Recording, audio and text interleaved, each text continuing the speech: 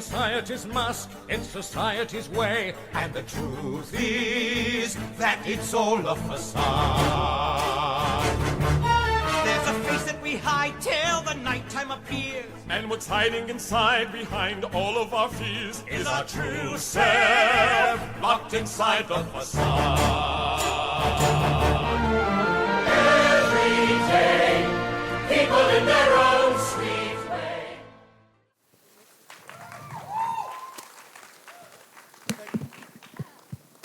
Oh non, ma patente. Bien, d'abord, bienvenue dans mon divan.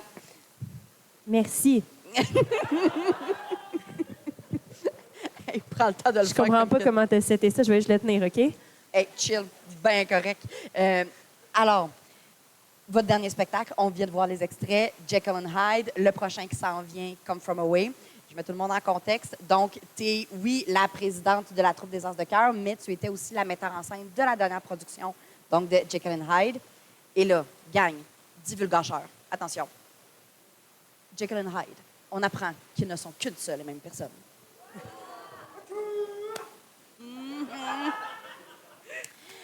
Alors, donc c'est ça. On comprend qu'il y a des alter-ego là-dedans, mais toi, tu es venu avec cette idée-là que tous les personnages allaient avoir leur alter-ego. Fait que tu t'es lancé dans quelque chose. De un, ça te vient d'où cette idée-là? Comment tu as voulu travailler avec ça? Ça a dû nourrir énormément ta création. Fait que comment ça s'est passé? Avoir des alter-ego sur tous les personnages. Ouais, arrêtez-moi si je donne trop de détails. J'ai tendance à comme geek out là-dessus. Là. Fait que Fait qu'on compte sur vous en technique, vous allez nous faire des signes. OK. partez la musique si c'est trop long. Voilà. Oui, dans le fond, c'est sûr qu'au début, étant un show que j'aimais beaucoup, mais avant même de le proposer à ma troupe, je trouvais que c'était un peu affreux, ben pas affreux, mais un peu impensable de penser qu'une seule personne pourrait faire Jekyll et Hyde. C'est tellement un gros rôle que, comme sur Broadway, tu t'y attends, mais dans la scène amateur, tu veux pas mettre ça sur les épaules d'une personne, la pression qui vient avec ça, le Effectivement. travail. Fait que déjà, c'était comme, j'aimerais le proposer, mais... Puis là, je me suis mis à le réécouter.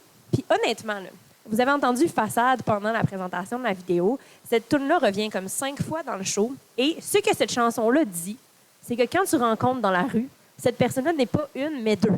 Elle est la personne qu'elle te présente et la personne qu'elle est réellement et ses désirs cachés et tout ça. Et ses vraies intentions et les vraies choses qu'elle ferait pour avoir ce qu'elle veut. Fait que là, avec cette idée-là en tête, je me suis mis à comme analyser le texte en mode, est-ce qu'il y aurait moyen de le séparer puis que ça ait du sens? Puis dans le fond, c'est que le show est vraiment partagé entre des chansons qui sont des dialogues intérieurs puis des chansons qui sont des choses que tu dis à quelqu'un, que c'est une conversation en cours. Fait que pour moi, ça devenait de plus en plus clair que j'étais capable de séparer en deux vraiment, qu'il pouvait avoir cet alter ego-là qui allait être capable de partager toutes les pensées intérieures de la personne et la personne de façade qui est celle qui allait interagir avec les autres. T'sais. Puis, c'est ça. Avec cette idée-là en tête, c'est sûr que c'était ambitieux. Il y avait beaucoup de monde, mais honnêtement, c'était notre 25e production des As de cœur. Là. Fait que, ça valait genre 26 personnes sur scène, plus 10 musiciens, plus le tralala. Là. C'était très hot. Et d'ailleurs, à l'orchestre, merci Joseph, tu sonnais vraiment bien. Et Josiane et tout ça, merci à tous ceux qui étaient là. Oui, c'est ça. Donc, c'était ambitieux, mais aussi, je pense que les As de cœur, on a vraiment une priorité au niveau du jeu d'acteurs. On aime ça challenger nos comédiens, on aime ça les pousser plus loin. On n'est pas des triple threats dans les As, on n'est pas tous les meilleurs danseurs du monde, mais on travaille fort, fort, fort sur le théâtre. Puis ce défi-là de monter des rôles à deux, c'était tellement un beau défi théâtral pour nos participants aussi, parce que, c'était un travail, on avait des exercices qu'on faisait au début de chaque répète, que ça faisait longtemps qu'on n'avait comme pas pris du temps à faire des exercices de mirroring, puis d'écoute, puis d'intensité des émotions, puis aussi de nuances, parce que les façades sont obligées d'être nuancées parce que des gens voient ce qu'ils ressentent, alors que les alter-ego, là, personne ne les voit, ils pouvaient aller à fond dans l'émotion. Fait qu'il y avait comme un jeu de faire la même chose, mais à différents degrés. Fait que c'était vraiment intéressant d'explorer théâtralement la technique de tout ça puis faire travailler ça aux gens. Puis, justement, de dédoubler tout ce beau monde-là, il y a de Tu peux l'action venir dans me la voir. salle. Excusez, j'ai été obligée d'emmener mes enfants parce que j'ai problème de garderie. Liana, tu peux venir me voir, ma chouette, c'est correct. Viens t'asseoir avec moi. t'asseoir avec moi. Mesdames et messieurs, Liana. La relève. La relève, ouais! Salut, mon petit loup! Mais justement, alors de dédoubler tout ce beau monde, hein, comme dédoubler Tatiana, par exemple, et d'en faire un mini Tatiana. Donc, oui, il y a toute cette création-là qui est intéressante, mais il faut penser à tout en double. Doublement de costumes, doublement d'espace à gérer sur scène, doublement d'espace à gérer en coulisses. C'est beaucoup, beaucoup, beaucoup, beaucoup.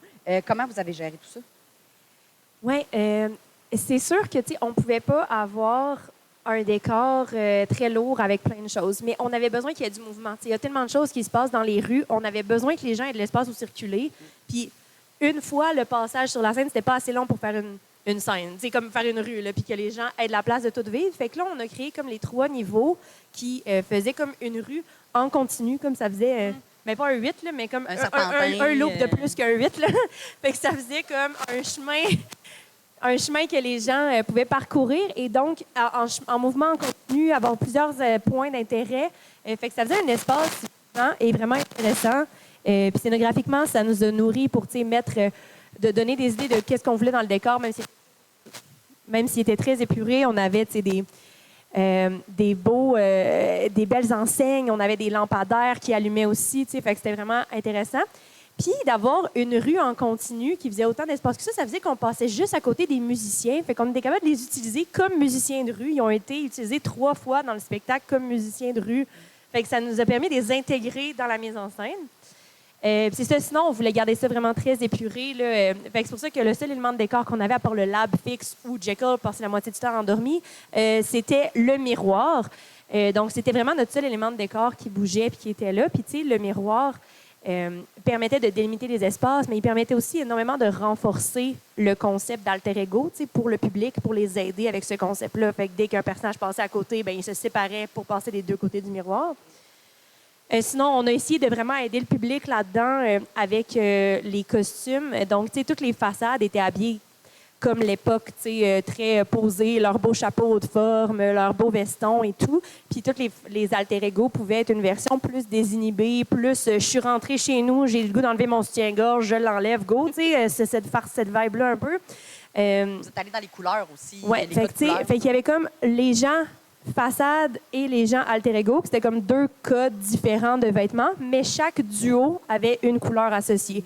Fait que malheureusement, le drapeau queer ne nous donnait pas assez de couleurs. On avait besoin de 15 couleurs différentes, dans le fond. Là. Fait que on est allé chercher plein d'inspiration dans Inside Out, dans beaucoup de recherches Internet pour trouver vraiment une couleur associée à chaque personnage qui représentait un peu l'émotion que la personne réprimait.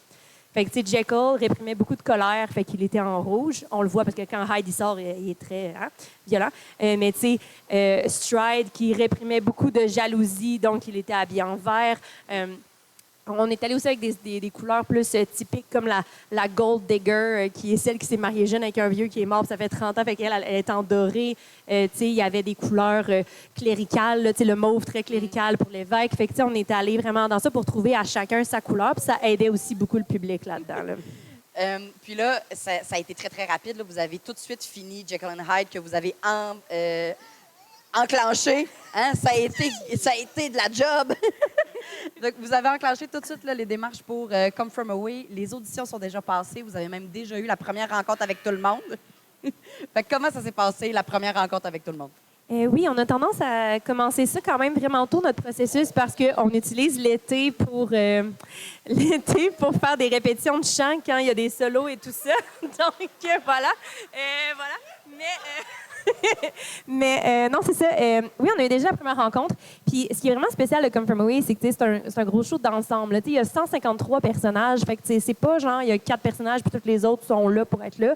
Il y a 153 rôles. Tout le monde est là tout le temps. Fait que ça va être un spectacle vraiment intéressant avec tout le monde sur scène pendant comme 1h45. Fait que c'est vraiment... La première lecture était déjà... Liana, peux-tu descendre? Je pense que tu me déranges un peu trop, là. Va-t'en coller ta marraine, là.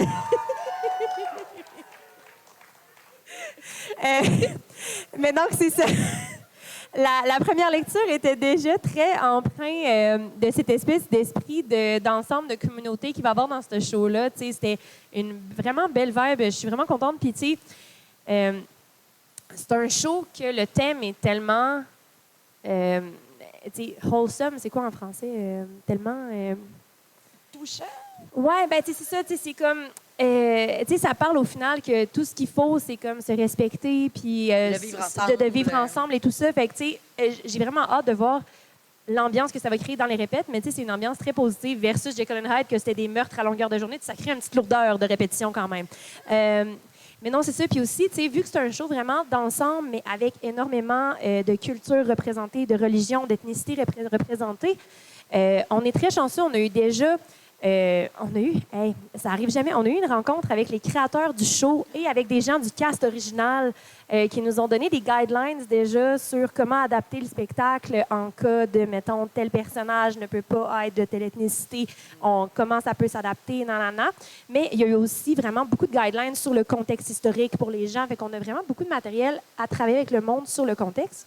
Puis en plus, Eric, qui fait la mise en scène, travaille en traduction, fait qu'il y a des contacts partout dans le monde. Fait moi, j'ai été prise pour jouer dans le show, fait que je suis vraiment contente. Mais on va avoir accès à des gens pour nous aider avec les accents. C'est important que la prière en yiddish ait du sens, comment c'est prononcé. Fait que, il y a vraiment beaucoup un bel accompagnement là, de ce côté-là qui est très cool.